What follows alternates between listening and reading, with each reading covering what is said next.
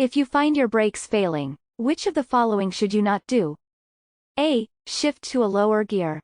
B. Pump the brake, for non-ABS brakes. C. Turn off the ignition. D. Turn on your hazard lights and honk your horn to alert other drivers. If you find your brakes failing, which of the following should you not do? C. Turn off the ignition. Having your brakes fail while you are driving can be a dangerous situation. It is important to know how to handle the situation correctly and safely in order to get your vehicle off the road and stopped. First, you should never turn off your ignition until the car has come to a stop. Turning off your car's ignition while you are still driving at speed can cause the steering wheel to lock up and you to lose control of the vehicle.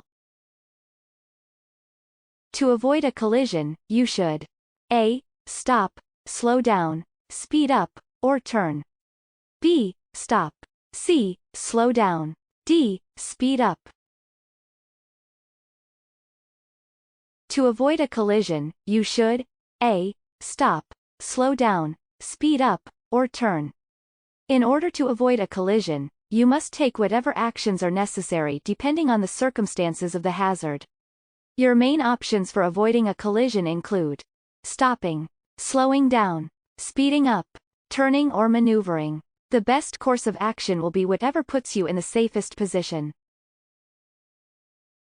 When approaching a railroad crossing without mechanical gates or lights, you should A. Cross the tracks as quickly as possible. B. Slow down to 15 miles per hour and be prepared to stop if necessary. C. Stop on the tracks and look both ways. D. Approach the railroad tracks at 25 miles per hour.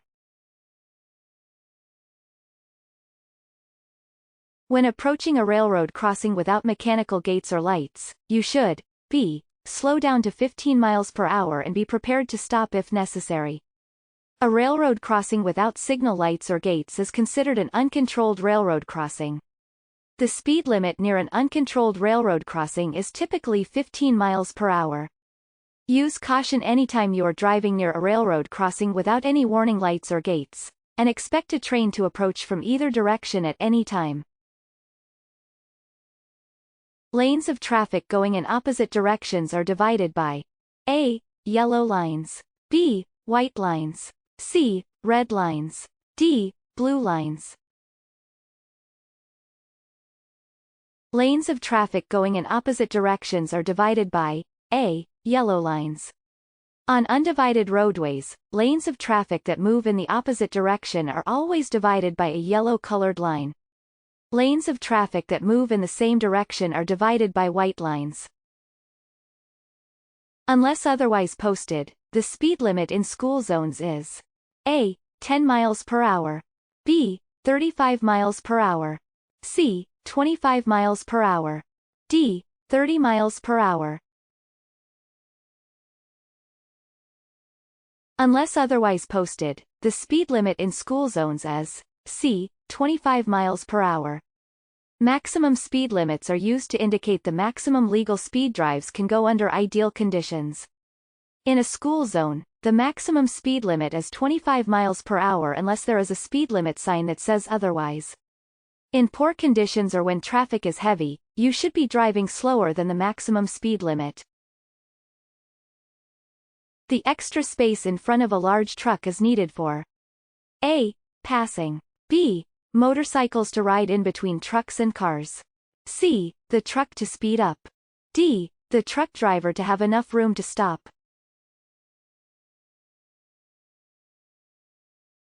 The extra space in front of a large truck is needed for D. The truck driver to have enough room to stop. Trucks and other large vehicles take a longer distance to come to a complete stop than smaller vehicles. For this reason, it is important that you give trucks enough space in front of their vehicles. If the truck doesn't have enough room to stop and you are driving too closely in front of it, you run the risk of being hit from behind.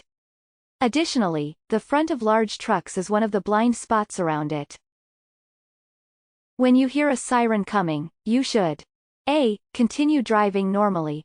B. Speed up to get out of the emergency vehicle's way. C. Pull to the right side of the road and stop until it passes. D. Slow down, but continue driving.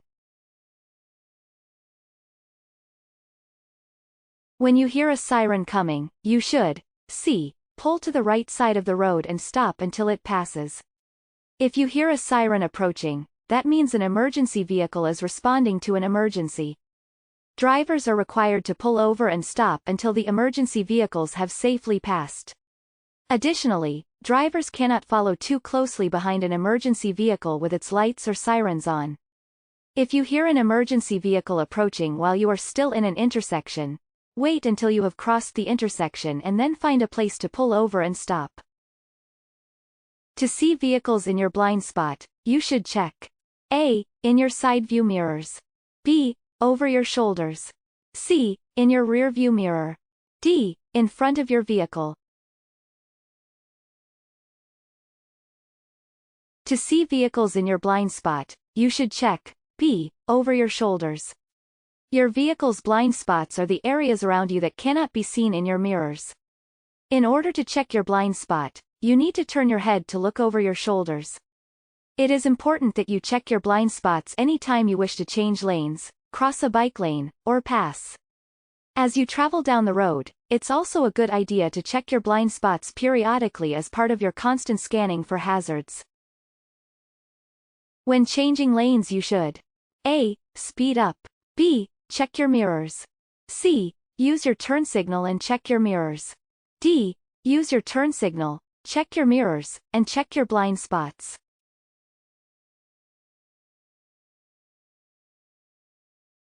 When changing lanes you should D. Use your turn signal, check your mirrors, and check your blind spots.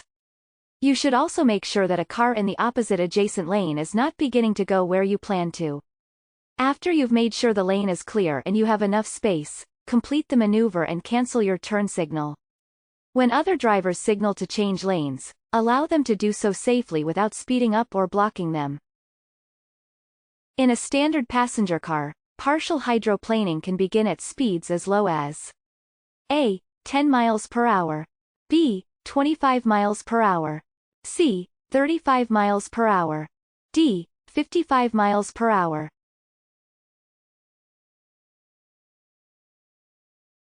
In a standard passenger car, partial hydroplaning can begin at speeds as low as C. 35 miles per hour. Hydroplaning is caused when there is a thin layer of water on the road, which can occur when it is raining, when the roads are wet, or when snow or ice is melting.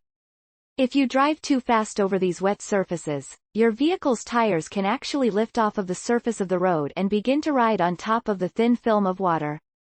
When this happens, you will experience a total loss of traction and you will have little to no control over your vehicle. Great job! Here are some of your next steps to getting your learner's permit or driver's license. Read and study the official driver handbook from your state DMV. Take more free practice tests at puedomanejar.com. Gather all your necessary forms and documents before you visit the DMV office. Before you know it, you'll be driving in your very own car all by yourself. puedomanejar.com. Free DMV practice tests and much more to help you pass your real exams. Visit us today.